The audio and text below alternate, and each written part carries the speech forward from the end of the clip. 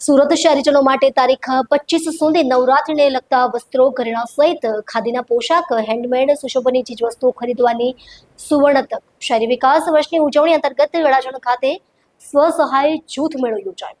સાંસદ શ્રી મુકેશભાઈ દલાલે મેયર દક્ષેશભાઈ માવાણીની પ્રેરક ઉપસ્થિતિમાં અડાજણના જોગણી નગર પાર્ટી પ્લોટ ખાતે આયોજિત સ્વસહાય જૂથ SHG મેળો 2025ને શહેરીજનો માટે ખુલ્લો મૂક્યો હતો. સુરત મહાનગરપાલિકા અને રાજ્યના શહેરી આજીવિકા મિશન દ્વારા શહેરી વિકાસ વર્ષ 2025ની ઉજવણી અંતર્ગત સ્વસહાય જૂથોની મહિલાઓ દ્વારા ઉત્પાદિત વસ્તુઓના પ્રદર્શન અને વેચાણ માટે તારીખો 19 થી 25 સપ્ટેમ્બર દરમિયાન રાજ્યકક્ષાના મેળાનું આયોજન કરાયું છે.